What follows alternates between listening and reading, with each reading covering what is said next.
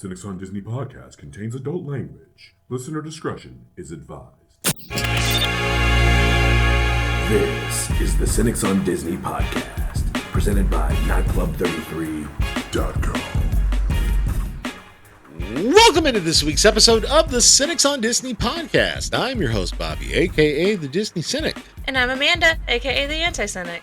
And today we are joined by our typical tricycle member.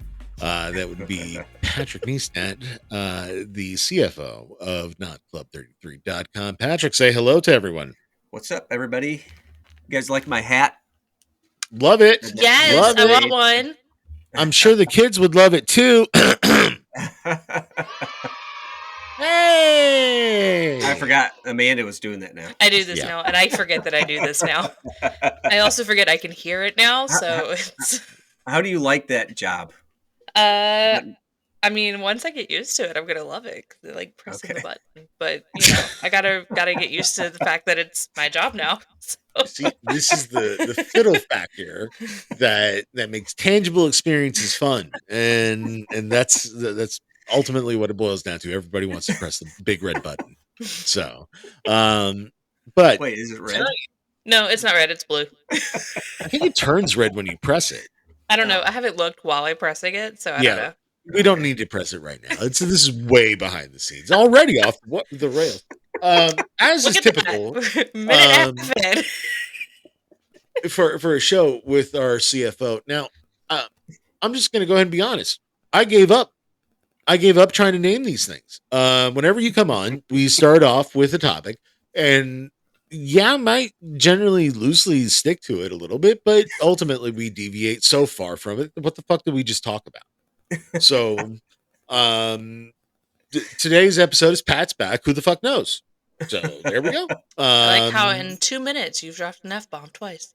Yeah, absolutely. Fucking up that algorithm even more. That's what I'm here for, baby. Oh, it's so gone. Okay. So where we left off with Patrick is you had not transferred over to Animal Kingdom Lodge yet. Yeah, hour and a half later. Hour and a half later. Okay. I apologize to the audience for the fact that I was not there to somewhat, hopefully, try and keep that under control. I will do my best tonight to not make it go an hour and a half. No promises. We shall see. I've already got the conspiracy theory thing. Might as well go with the long form thing as well. I'm going to emulate someone. So, no, but seriously, let's pick it up where we left off. So you transferred over to Animal Kingdom Lodge, and you guys stayed over at Kidani Village, correct? Correct. Yep. All right. So talk to us about Kidani Village. I've not stayed over there. I've only stayed over at Jambo. Okay. I mean, so you guys have you been in Kidani? Mm-hmm. I've been over there to the gift shop. In fact, been to Sanaa. When people complain about like the Riviera lobby being small, I mean, the Kidani's is small, like the Riviera or something like that. It's bigger than Bay Lake, but it doesn't take much to be bigger than Bay Lake, though. My walk-in closet's bigger than Bay Lake. That lobby is not. There's still a lot of cool stuff in the lobby at Kidani, and then obviously the Savannah is right out back. So we were at the we transferred from the Polynesian, and I think we got up, like our checkout was 11, I guess. So we got up, we hopped into Magic Kingdom, just because we wanted to ride Tiana's. Of course, that broke down, so we didn't get to ride on it. I think we covered this. And then we hopped over we hopped over to Animal Kingdom later that day, the park, because they had like extra hours. So we got into Kidani Village late. We walk in, get to our room. It's a 2-bedroom. I had my mom with me. We're kind of getting settled in. The room is huge. The 2-bedroom is huge. It's like 3 bathrooms. It's a nice layout, right?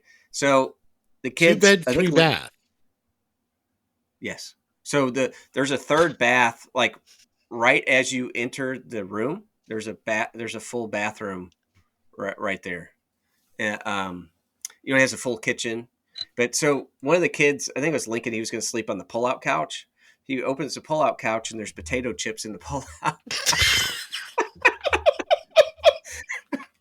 I'm thinking to myself, I'm like, it had been a long day. We're like, oh, I think what happened, giving them the benefit of the doubt, what happened was somebody didn't sleep in that couch and they were eating potato and it fell through the cracks or whatever. So, but then how they have in the master suite or master bedroom and bathroom, the bathroom, they have like the jet tub. Mm-hmm. So the kids wanted to get the jet tub going and get their feet in there. And so they turn it on and like, Dad, come in here. There's hair, long pieces of hair in the jets of the tub. That is disgusting. So at that point, I'm like, okay, if they didn't clean that, there's probably other stuff that weren't cleaned properly. So I went down and talked to somebody. Of course, they're apologetic or whatever. They send a purse, like a mousekeeping or whatever they call them. They're like, well, we'll change the sheets in the bed. I'm like, well, no, I don't really want to stay in this room. And they're like, okay, we completely understand. I think they have something else for us. So maybe 5 minutes, they found a different room that was supposed to be comparable to the room we had. And our room was right next to the lobby. It looked over the bigger savannah. So the second room they gave us, it was facing a kind of, where the pool is over there. Yeah. So right at the pool, there's like a fencing that's the edge of this other savannah. It's called the Pumbaa savannah, or something that starts with a P. It was just a small savannah on the backside of the resort. And essentially you're looking at the pool, the fence, and then they have a savannah. And then, so we get into that room and there's painter's tape. It looked like they had repainted the cabinets but forgot to take the painter's tape off the cabinets. So obviously the room, I don't know if the room was checked or not. So, and then I want to emphasize this, Patrick. I hate to interrupt you. What is your occupation when you're not occupying the microphones of notclub33.com? I own a painting business. Okay. I mean, I would never. Would you say that because you are a trained professional, that you had a subtle eye for these types of painting details, sure, tape that had been left behind? In the future, could you enlighten us what we should be looking for, since you are a professional? For obviously blue tape. I mean, it was orange tape, but there's orange. Okay. Oh. Yeah, but I don't know why the tape was even there. To be honest, if I was painting that cabinet, I wouldn't put. So they probably don't have a guy that's actually a legitimate painter per se, I guess. No, because I would never use anything like that. Can I tell you about the economy down here?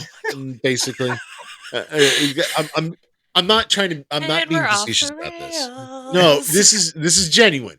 I want to be genuine about this. Hotel maintenance is not all that different from apartment maintenance. Okay, and if there is no shortage of brand new multifamily housing down here that is desperate for good health. And I genuinely think that they are going after some of these folks that might have worked for Disney and stealing some of their better talent away. Probably. Yeah. And it's actually a boon to some of those communities because they do pitch themselves and they charge themselves, frankly, as kind of like a resort lifestyle community. That's really it's just a shitty 1-bedroom apartment that's less than 700 square feet, but they pitch it as, no, you're steps away from the theme parks, but now you just stay here and everything. So they feel like they have to deliver for those people, otherwise they break the lease and all their plans go for naught.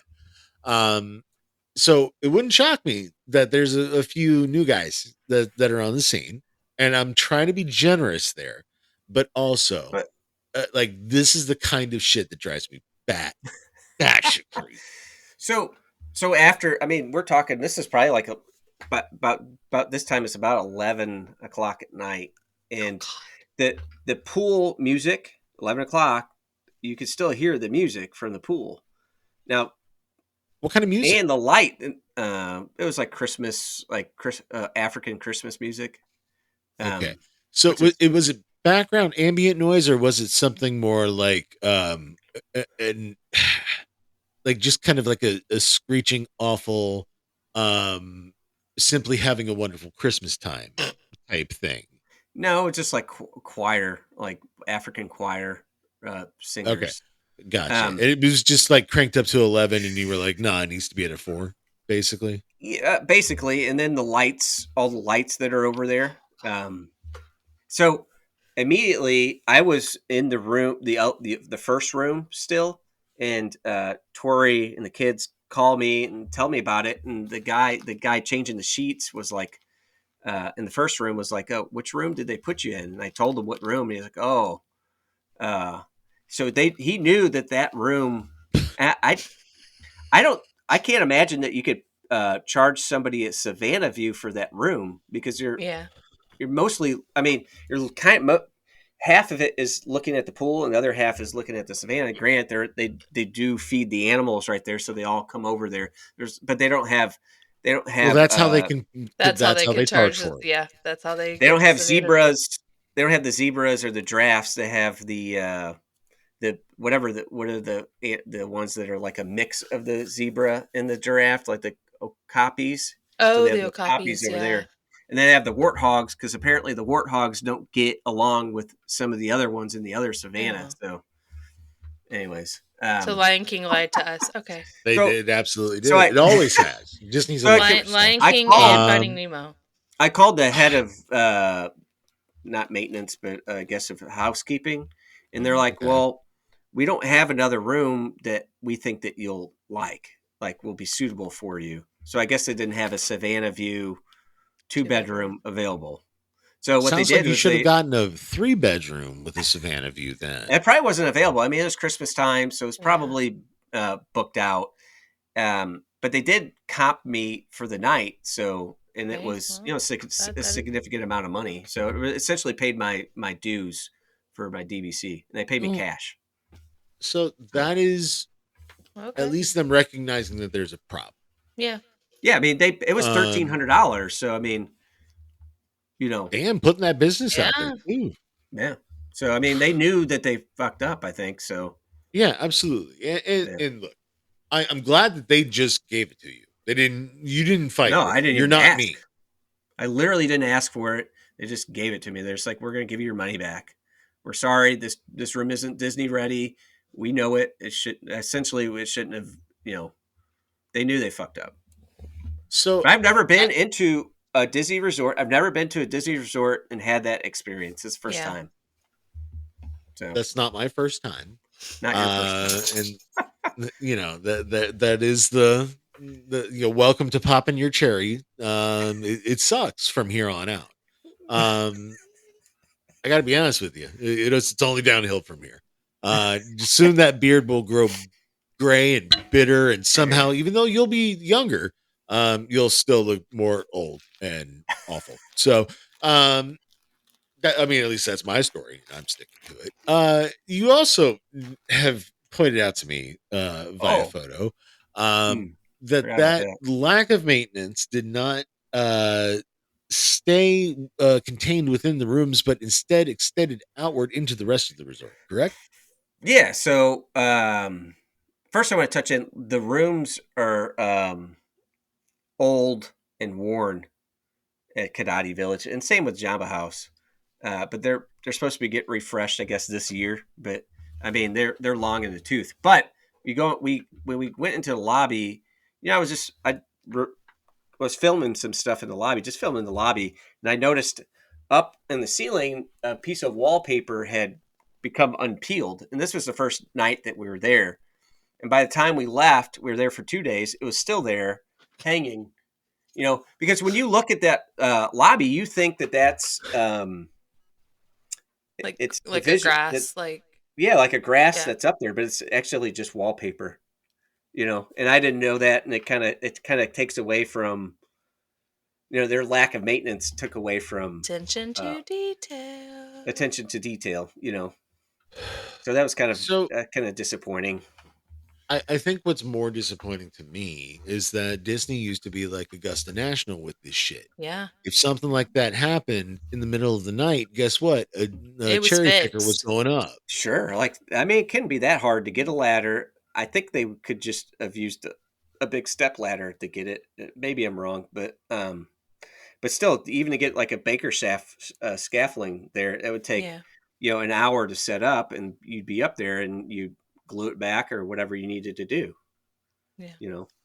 Again, this is coming from a professional and not somebody who is just trying to screw around and say, "Oh, this should be easy" and all that kind of stuff. No, this is someone who does this for a living. Right. Yeah. Yep. So, I mean, that was disappointing.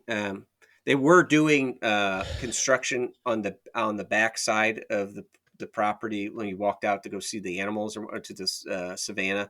So they were doing some maintenance on that. So I don't know what that looked like before they started that maintenance.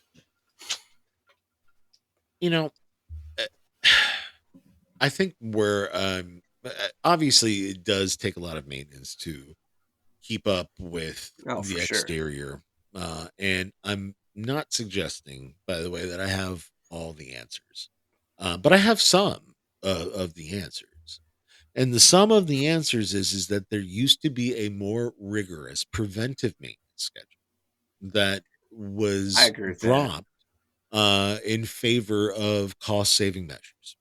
And while I understand a business's want and in some senses, obligation to maximize their profitability, I also believe that there are contracts in place, in particular with Disney Vacation Club properties, that require them to maintain the building to such a standard and requires them to, do the general maintenances and actually the even just the room refreshes and all that kind of stuff are supposed to be scheduled and adhered to. So many years. I think they're supposed to have like hard 7 refresh years, and then and then like a goods refresh like every so many years. Mm-hmm. Which again, I understand why. Like I said, it's an economics thing for me. They are treating it like somebody does an apartment complex, because that's what it's kind of almost in a sense like when you're running a condominium association, right? You have individual owners of the property, but they only own the space within the walls, not the walls themselves. Right. And timeshare owners, which is what DVC ultimately is, they don't even really own the space within the walls. They just kind of own like a couple of blades of grass and that. But I like to think that I own like the at where they do the the pineapple Dole Whips. I like to think I own that lever. I believe, my friend, that lever owns you. So, but in all honesty, the contractual obligations need to be adhered to. Mm-hmm. You need to live up to your word, and this is the kind of stuff that it should not have to be spoken aloud. That you do those kinds of basic decency type things with customers that are paying you for those services. And this is why I keep railing on about it. I do sense a general shift in vibe, just like throughout the general populace. And I agree and I'm here to say, to institutions in general. And this is one of them. Like, it needs to be broken up a little bit. It needs to be fucked with a little bit, and it needs to be reminded a little bit of what it should be, which was a much higher standard and more, frankly, a little bit more affordable for everyone. So yeah, well, I think that the difference between the Polynesian and Animal Kingdom was drastic, and I don't know why. I think it is because they put up the new tower there, so absolutely. they wanted to keep everything around Yeah. that tower nice, because the Polynesian was like pretty much immaculate when I was there. And I'm certain that they put their best out, because there is a general sense that you can swap out certain roles, if I'm not mistaken, and go from resort to resort within a certain trade, I think. For instance, if you're a painter, you're not going to be painting exclusively at Magic Kingdom or whatever, right? I can speak to that.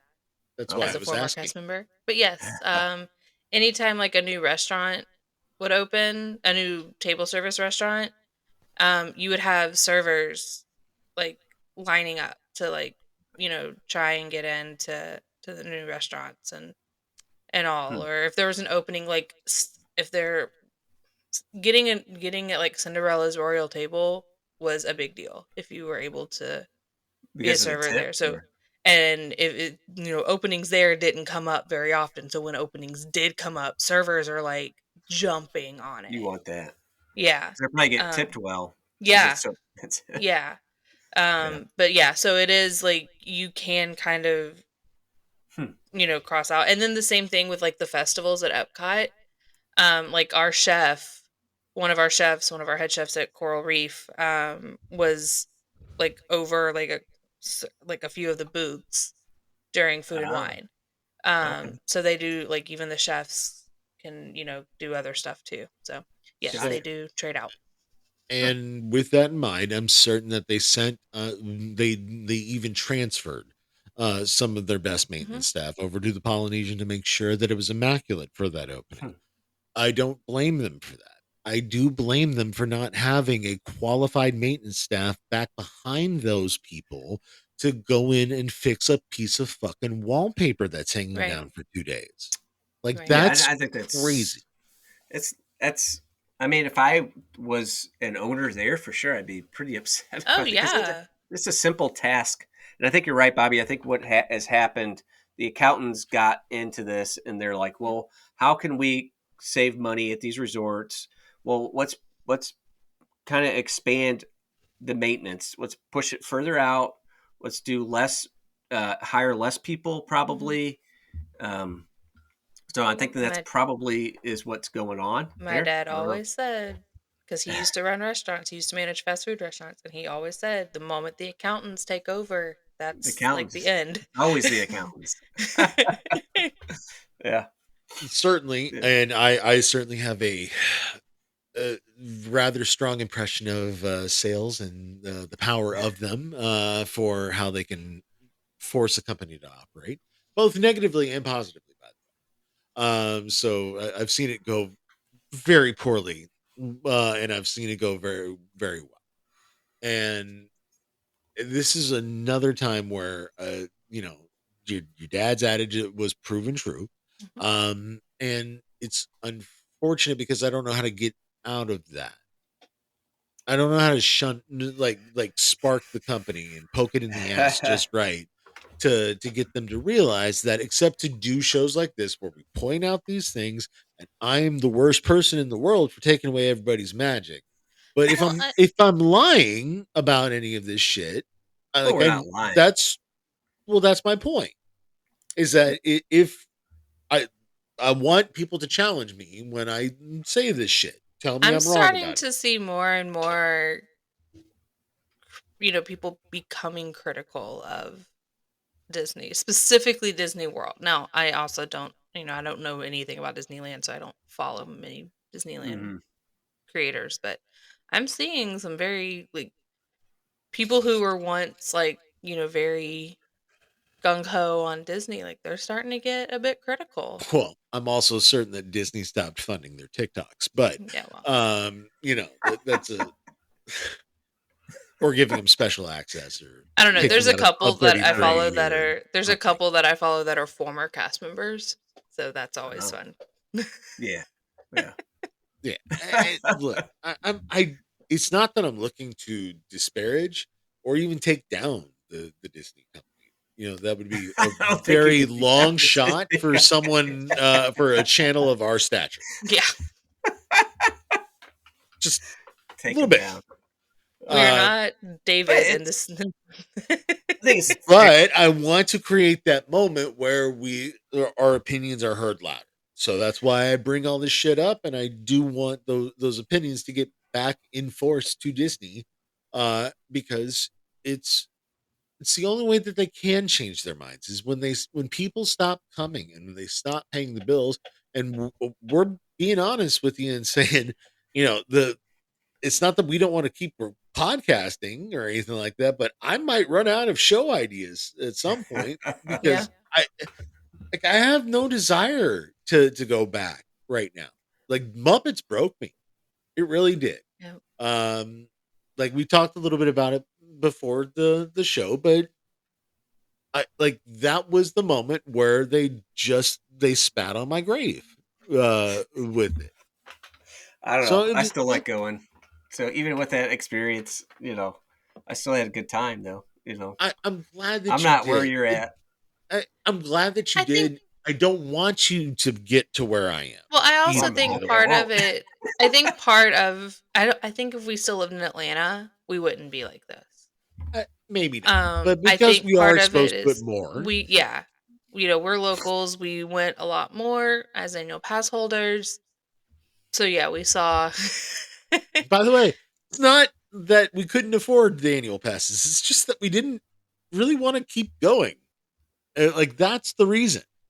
Mm-hmm. Like we may start checking out. Like I'm losing more weight and everything like that. So I'm hoping that I can be a little bit more versatile with my theme park experiences soon. I'd love to check out. I mean, I'm going back to I've already signed up to do chaperoning grad venture at Universal again. So, and it's not that I wanted to give Disney up. It's that I wanted them to be better than they are. Yeah. And but if there's not going to be much like the other companies do the same shit, So it's not like I'm not saying they don't. I'm just saying I'm putting that out there. I'm just saying that Universal does the same shit. They overcharge. They squeeze every dime out of every people, all the people, and especially when this new theme park comes in. Prices. You can only go into that new theme park if you stay at their new resorts, and you can only go into that theme park for one day for your whole stay. Yeah, there's they're plenty being of really tight on it. There are plenty of terms and conditions for this guy, and you can't use their park hopper to go over there because you'd be expanding your annual pass. By the way, that's I don't know, half the price of a Disney. Well, that's going to go up. Absolutely, as it should, because you're expanding its value by literally 50% at that point. So absolutely it should go up. Mm-hmm. I don't have a problem with it when it goes up because I got a third theme park. Don't have a problem with it at all. I have a problem with it going up and up and up while maintenance goes down and down and down, and I'm getting shitty attractions on top. Which, by the way, 2025, I don't know why anybody would come here. I know that you've already planned another trip, and I can't wait for you to see you. But we looked more and more about the upcoming roster of stuff, and there's nothing. Yeah. Wow, we'll come back to ride Tiana's. That's what we're trying to do. Maybe you might come back to ride Tiana's. You might shut it down. Everybody that I've ever talked to is it's breaking down. I'm not joking. I thought I heard it was going to go into refurbishment. I heard they were going to have to refurbish Tiana's? I haven't heard. I'll look that up. I thought I heard that. It's our favorite. It's our favorite segment. It was reported by a website that is gaining more credibility with me. Unfortunately, that's the problem. What website is that? That Park Place. It pisses me off that they gain more. I don't like the other guy that they typically pair up with. But they're more tolerable, I guess. Well, back in January, Blog Mickey posted that they removed Tiana's Bayou Adventure from the After Hours lineup. Well, they probably have to because it's probably not working. And they're doing early closings through I think today, it's actually. It's probably the cold weather for a while. They probably shut it down. It's my understanding that what's going on down there is that there are tripwires, basically, but they're digital tripwires. So they want the effects to go off only when the boat goes by. And they're trying to save like energy or something. I don't know if it's that. I don't know if it's that they just think that this is the new technology and they think that this will enhance the ride experience. But most of the problems that they're running into is because they have sensors that are basically like infrared. And if they come into contact with a boat coming down the slide, then that triggers the animatronic later on down the path to go off at that moment. And there's a bunch of them throughout this thing, and they all have to work in synchronous. So that's why the animatronics aren't working. On top of that, half of the animatronics weren't built with humidity in mind. So they're all rusting and they're falling apart. Seriously? Yes. You would think as long as they've been down here and they should know. It's not their first rodeo. This is not. I should say right. This is not journalistic information. I'm not citing that sources. Can't be right. I'm not speaking to this with personal knowledge or anything like that. These are reports gathered from across various sources that I'm amalgamating. Okay, but like the genuine behind the scenes stuff appears to be that they fucked up. And they fucked up in multiple ways, and that's why you can't ride the new one. And it sucks because the old Splash Mountain system was done just on a timer. Even if the attraction didn't work, like, if you got stuck on the ride, it got annoying that you had to listen to the same fucking song over and over again. But, whatever. You were hoping that the ride didn't break down. That was the point. Yeah. And now it almost feels like that's what they're accounting for with this system is that if you get stuck on the damn thing, you don't have to listen to the same fucking song over and over. I don't know. So, you would think that a volume knob, by the way, could do the trick.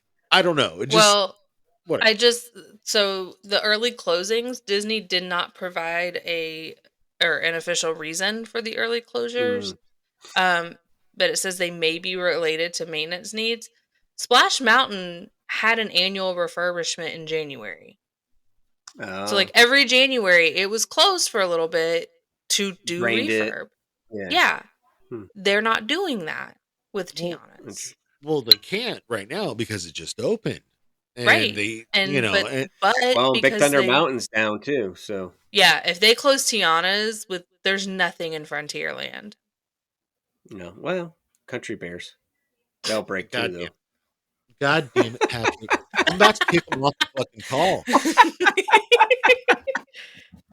But there has not been a scheduled maintenance period for Tiana's since it opened. So didn't it just open last 24th? It opened over the summer. Yeah. Patrick, so I mean, I want to do this now. Here's what I want to do. Patrick, you have yet to finish the Kidani Village shit. And you know what? We probably really should do that. No, we're saving it for later so that I can get one more goddamn show out of this guy and we can do the fucking Boma review together. And that's how we're doing this. But it's not going to be for a couple weeks. So that's we're how not we're doing Big Boma tonight. No. Okay. Not at all. That's why I titled the show Who the Fuck Knows. Instead, there's a reason why I'm doing this, though. Because this segues into exactly the next subject that I really, really wanted to hammer home. Okay? Disney Imagineering sucks. They are the worst. They're the absolute fucking worst. And here's what I mean. The Galactic Star Cruiser Hotel Cruise, whatever experience you want to call it, has been sitting vacant now since September of 2023. It's been a while. Is that correct? Okay, so it's a it's a giant indoor building. There's nothing that they can do with it, basically. That's what you would think. But you would think also that a team of extremely creative people could potentially find a way to integrate that existing building and integrate existing components of that building into a different experience, maybe enroll it inside the theme park because it's right there next to Magic Kingdom, or not Magic Kingdom, excuse me, Hollywood Studios. Mm-hmm. And there's absolutely a very easy way that you could make a path, not necessarily a walking path, but make a path for you to walk over into that experience and utilize it for something like an expansion of Galaxy's Edge. Now, a reason why I say specifically that is because obviously they want to use IP. Mm-hmm. So, okay, fine, let them. Star Wars is already there. I'm cheapening the bill. Yeah. I would suggest making it into a Disney Quest like experience, but Star Wars based. Take some of those hotel rooms, make them into video game or more immersive solo experiences, basically, and turn it into a thing where you're assigned a number and you have a waiting room, almost like a Top Golf type thing. But you go into that waiting room and you can have individual Star Wars immersive experiences in an X-Wing flight simulator. Yeah. For instance. Yeah. You are training to join the Resistance. And you know how you get there? On a fucking people mover that you build from Galaxy's Edge proper to the Galactic Star Cruiser Hotel, but you cover it up and make it into a tunnel like you did with the Disney Railroad. And that seems like they had to bore their way into the center of the planet so that they could hide. It lends credibility to the experience. I would just like to note that usually when I Google stories like this on Disney, I get like the Disney blog stuff. I have found 2 local news sources that are talking about this. And apparently Imagineers have known since October that this was going to happen. So instead, what they're going to do with that building is turn it into Disney Imagineering's office. Mm-hmm. So is that going to be used for the Monsters land there? Nope. Or is it just for in general? That's just their office now. So where are they coming from? Some of their offices that they were going to move to Lake Nona, some of those people have already relocated, so they do need office space, and they're working at a temporary office spaces locally. But they want to have them work on property, and so they're going to reutilize this building. Now, here's the thing with office complexes that I'm aware of just working in construction like I do. Okay. People get depressed usually, so you're going to need to give them windows. Yeah. Usually. Okay. Although, with this particular group of people, I don't think that you need to remodel. I think they did this on purpose. I think they just wanted to live and soak it in their creation.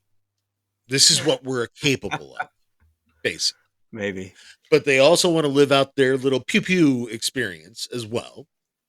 And so I'm certain that none of that shit got packed up. I'm certain if they click on the circuit breaker, all the buttons will light up and they'll go in there and start playing. It might be broke. So what we know, according to one of our local news outlets, is that they are going to repurpose the building into offices for Imagineering. Disney management told Imagineers last October that this was going to happen. But what we don't know is when this will happen. Oh, yeah. I you would think it would have to happen soon. You would think, because with everything that they're about, there's a lot of construction going to be going on. That's what someone that they interviewed who's not affiliated. What do you think part of that $60 billion is going to? Yeah. But the fact that you've got not just this, new stuff at Animal Kingdom, but even like right across the street that's where Monsters, the new Monsters Inc. land is going to be literally across the street from the hotel. Yeah, that sounds like that's going to start in June. That's when all that stuff starts to close. So I would assume, and if they've told them back in October that they were going to be moving into these offices, I would assume that they're going to do this soon, if they haven't already done it. You would think, yeah. This is the problem with the Disney company proper right now. It's a lack of planning, for one thing. It's a failure to fully realize one of their creations in the Star Cruiser. Failure to even try to repurpose it for the customer, and instead be selfish and take it for themselves. I understand why they felt they need office space. I agree. Guess what? There's a bunch of offices over in Celebration across the road. There absolutely is. This definitely could have been repurposed into a Star Wars themed hotel that did not cost, you your entire life savings to stay at for 2 days. True. Yeah. And then, I mean, there's a lot of problems with the hotel, but no, there's a lot of problems somewhat off topic, but go ahead. That's what the show is. I saw a video. The original idea for Star Wars in Hollywood Studios was actually it was supposed to be Tatooine. Yes. I found that pretty interesting, and why they went away from it is because Kathleen Kennedy convinced Bob Iger essentially that they needed to make it about the new Disney Star Wars, and essentially said, fuck all the stuff that people like. Wait, hold on. Did I just break my husband? And then look, Force Awakens. I'm so glad I'm not the one who said it. That's all I'm saying. I don't like her. I don't think that she's been good for the Star Wars brand. Pat and we've discussed it. I think she killed it. Yeah. So Force Awakens happens, makes $1 billion or whatever it was. The big, like a huge box office hit. Boom, Galaxy's Edge, Resistance, all that, Kylo Ren, all that stuff gets decided for the theme park. It's one data point. That's my problem with it. Is that it's one data point. Galaxy's Edge, but I think if I was designing something for Star Wars, because you look at something like that. I've never been to the Harry Potter stuff or whatever, but you look at that and it's something that you've seen in the movie and you can go to and you can experience. People that are obsessed with Star Wars want to be able to have that same experience, and they didn't get it. 100% agree. As someone who has been over to the Harry Potter world, and Cooper has decided that he needs to make his presence known, apparently. As someone who has been over to the Harry Potter world at Universal, it's really cool because I grew up on those books and those movies, and it was really cool to there's Hogwarts, there's to ride a ride based on Hagrid's motorbike, it was really cool. But sorry, our dog is. But you could have gone into Mos Eisley bar, the cantina in the original movie. Absolutely. That's what. But I don't know. I just think they were short-sighted, and they essentially tried to kill off what everybody loved. Yes, absolutely. 100% correct. She can't go soon enough. That's just another I heard that and I'm just I already dislike her for 100 reasons, and that just multiplied. Just how did she convince Iger to do that? So, how do I put this? It's not for lack of effort on either of our parts. We gave the Acolyte a genuine try. Both of us did. I did not, but okay. I tried. That was the breaking point. I'm done with Star Wars. So I've heard okay things about Skeleton Crew. It's a kids move. It's a kids show. And I've also heard wonderful things about Andor. And I'm Andor. certain that the second season will live up to the critical hype that will undoubtedly follow. But unfortunately, it's laughable now. I thought that the holiday special, the Christmas special, that was the worst thing. And no, that shit makes way more sense than some of the stuff that I've seen from Star Wars. I just assume the Acolyte didn't happen. That's the way I look at it. It just doesn't exist in my world. I just ignore it. I ignore everything about it, and most people do. There's obviously going to take more than fans of the Acolyte, but it's going to take more than the power of one or the power of two. It's going to take the power of many. I hate you so much. It's the worst thing I've ever seen in my life. It really is. I can't. The thing about it is the Acolyte had such promise because of like just the idea of the show. Yeah. Like the concept that we thought we were getting, But they don't want that. They want to subvert your experience. This is my problem with this entire fucking generation that I'm unfortunately a part of. They're all about taking something that was old and subverting it. Like, okay, we're not 17 anymore. We're not trying to subvert the fucking Beatles with Blink 182. Stop it. Like get over your fucking selves, move on, and just fucking write what you're supposed to. Like especially with a franchise. Like I'm this is my problem with Star Trek. This is my problem with Star Wars. The writers walk in and want to put their spin on it, and I don't want their spin. I want Star Wars or Star Trek. And if you input your own little twist into it, but you still want to live within George Lucas's world. Correct. What he created. Be respectful of it. And they're not. No. For the most part, they're not. Also, thank you for getting all the small things in my head.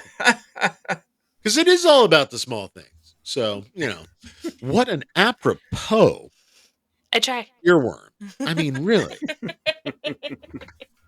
Look, I do want to wrap this one up a little bit early since we did go so long last. We're not gonna make you sit through an hour and a half. Yeah. It's only 50 minutes in. I know. But before we go here, look, I know that I'm going to be a little bit more openly critical of Disney and everything like that, and I think that it's justified at this point. I think our next episode, and I want to talk very briefly about that because I want to pitch it to you. Okay, our next episode is about an experience that will evoke Epcot of the 1980s and 90s, and it will also evoke the Pirates of the Caribbean. And you will have a very different and welcoming experience because the people there want you to come. Mm-hmm. And they want you to stay there. Yep. They don't want you to be shooed out nope.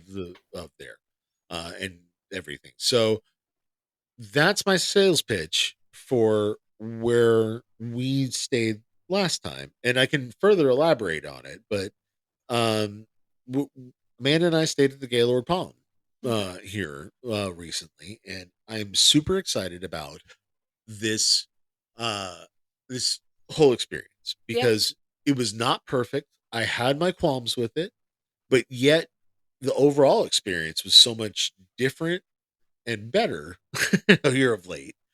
And I wanted to talk about why I did it this way. I wanted to something to compare Disney to. Because it's been a minute, right?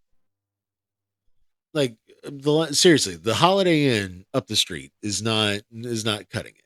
So, if nothing else, I wanted that more kind of luxury and different experience, and I think that that's a great butter zone, especially for some of the old time Disney fans.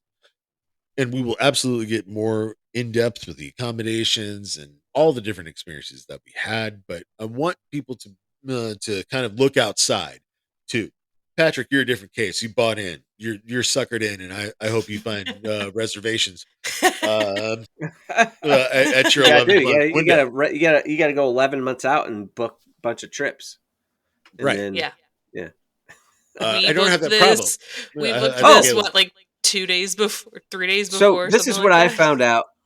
This is what I found out about that. What happens is there's a bunch of companies that rent points, and people that own a bunch of DVC points, they go in and book a bunch of reservations in all like the most popular places. Yep. And then it makes it impossible for everybody else to get their days. So this is the same kind of thing that's happening with the housing market, for instance. Yeah. Like major companies trying to capitalize on something that is supposed to be a personal experience and turn it into a corporate. And that needs to stop.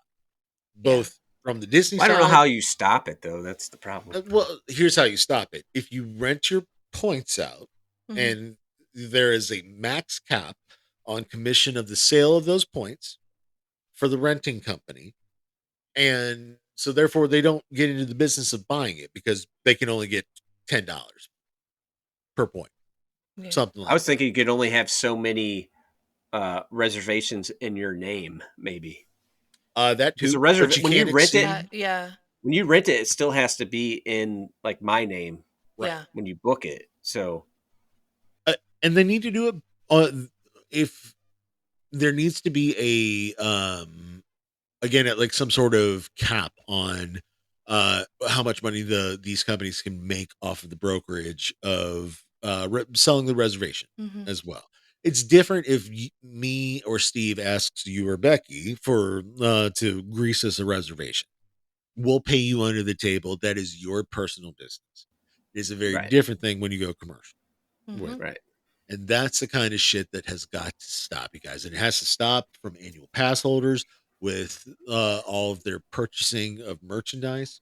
This over obsessive behavior about some of these products is exactly why we're in the position that we're in. Yep. So I added a couple more minutes to the show. I know. He's trying. But I also feel like being a little bit more philosophical isn't necessarily a bad thing about this. Like we can talk about things as they should be sometimes, like and want it to be that way. Maybe will it? Maybe will it? We'll see. Before we settle up, Amanda, we are on social media purportedly. Kind of. We have accounts. Do you guys post on your accounts? No. I post on Twitter. Do you post in the parks on your accounts? No. Because we don't go to the parks anymore. So no. I mean, yeah, I would. In fact, I would encourage and welcome intervention on Disney's behalf. If we ever go back, I absolutely will tweet at him and say, hey, your shitty theme park has a shitty line and there's trash everywhere. Come at me, bro. If we go back, I will try to post, but we'll see how that works. Anyway, yes, we do have social media accounts. Where might they be found? You can find us on Facebook and that site formerly known as Twitter at Cynical Disney. You can find us everywhere else. So that's Instagram, Threads, TikTok, Pinterest, all of that fun stuff at Cynics on Disney. You have a Thread account? Yeah. Allegedly. We do. I just have never used it. Didn't Meta own that? Facebook own Threads? Yes. Yeah, because they also own Instagram. Yeah. So right. Yeah. It's all the same shit. Who am I kidding? But whatever. It's fine. So Patrick, while you are here as the CFO and sporting that fancy merch. I know. Where can that be found? What else can we announce here, CFO? Tori made the shirt, and then Tori made this too. I'm gonna need to talk to Tori. Yeah, I'll make it. I'll make you guys one. You just tell me your sizes, and I'll make. We'll text those sizes off air, so we're not revealing too much information. But anyway, and then what type of shirt you like, and anybody else wants a shirt, just maybe we can make them and send them out to you. There you go. cynicaldisneyvideo@gmail.com. I guess the Notcast is what I always say is every Friday, almost every Friday, sometimes Friday, pretty much every Friday. It's just Steve. I mean, Steve, to be honest, Steve does all of the editing. So, I mean, it's, and he's been busy. He's moved offices. So he's been busy. Bottom of plant. Yeah. There you go. But, hot and everything. It was very us. It was good. There you go. So, but in honesty, thank you, Steve, for editing, and thank you for joining us here tonight, guys. We do appreciate it, especially you, Patrick, for joining us as you do so often. You are our most frequent guest for a reason, because God damn it, I find you immensely entertaining. But anywho, please, guys, while you're at this, do the whole liking and subscribing and all commenting and all that jazz on this here channel. The reason why, well, it gets us exposed more out there in the algorithm, and I do not want to transition into selling fans. I really I hate you. Why? I'm very comfortable in. Never mind. You know what? We don't have to get into vocations. Until next time, guys. Have yourselves a magical fucking day.